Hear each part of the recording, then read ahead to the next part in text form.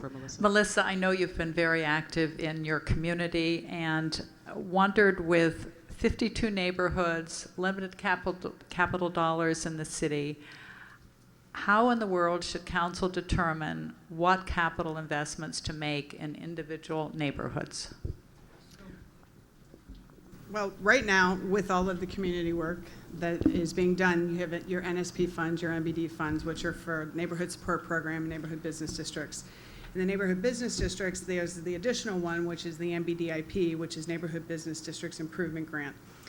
With that said, they also added the Focus 52, which was Otis Jones, who was the economic development person that came in, which was another source of funding through bonds to go into neighborhoods for the economic developments.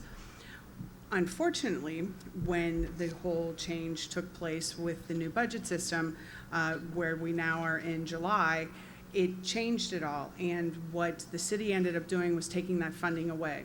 So for all of you who work in the communities, you understand that that neighborhood support program and those MBD monies were like gold. You might have only gotten $2,500 this past session, but it was spent like it was $10,000. And unfortunately, without those programs, then the communities aren't making their own decisions. Okay, Herman, your question. You've said that you want to bring a business perspective to council. Mm-hmm. Do you feel that businesses are underrepresented in council, and what would you do to address the issue? Absolutely. I can actually speak from the small business side and the privately held business side. I know that, and again, my strengths are predominantly on the west side of town. So if you take, for instance, just over in South Fairmount, it looks pretty for a person passing through, but it was a community that was basically decimated because of the MSD program that's going through. The city went through and did eminent domain. However, what they did is they told all those people that they would move their businesses. Well, that's great, because those, in my opinion, in all your neighborhoods, all your neighborhood business districts, that's the heart and soul of our city. Those are the people that have invested in the neighborhoods, invested in their communities, that have taken the time and the money. We are not the big corporations that have come in. We need those corporations. We are globally recognized. However, the city is not listening to the businesses downtown.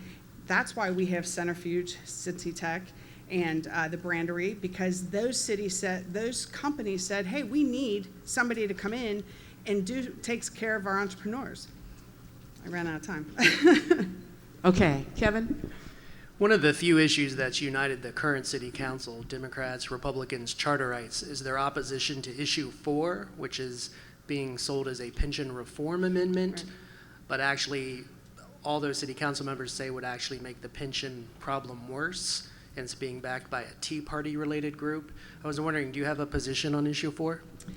I actually the chamber had a 3-hour pension meeting starting at 8:30 on a Friday morning, so I can't think of anything better to do, but I did it yesterday. It was very well, they did graphs to explain basically where it is, where it's going, how we said this is what we need to do, and it was from the pension side. It was from that team who is partly elected and then the other part is appointed. From that standpoint, what their recommendation was is that current issue 4 would throw into the whole, it's currently not in Social Security, and it would put us in Social Security, which would be funding that we do not have the money for. It would also throw into quite a few other elements in different arenas for funding purposes that, again, with 401k, that it's not accustomed for.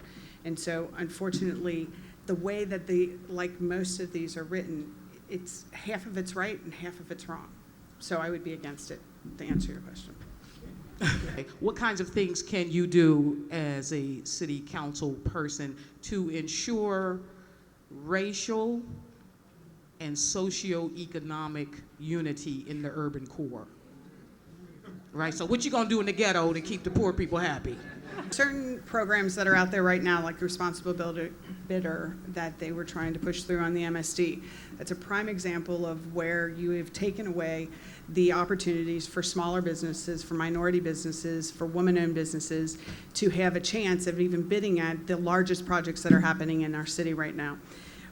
That alone, if you remove that, and you bring it back to where you have the competitive bidders, then you are actually ensuring the fact that you can be any size business. You don't have to be a major corporation coming in from out of state. You don't have to be somebody that is a huge conglomerate coming in. You can use these jobs to fulfill, and that is exactly what MSD had done for quite some time in filling it in with the small, minority, and women-owned businesses. The other one is there are certain percentages. We work with hospitals all the time. The hospitals have taken it on their own accord to go to 30% of the projects are done for those groups as well. Okay, thank you. Let's jump down to Melissa Wegman. What is your 30-second closing statement? Sure. Fortunately, the one thing that Cincinnati should be very proud of, and I don't think the current council embraces, is that there's 52 neighborhoods, and if you go into 52 neighborhoods, every single person, there are people in each of those neighborhoods who think that they live in the best neighborhood in the city. We need to embrace that. We need to give them the tools. Safe streets, clean streets, those are the most important things. Getting the balanced budget structurally done, huge benefit with moving forward as opposed to kicking the can, and then addressing the pension issue so that we can get the ratings back up to move forward. Thank you. Wow.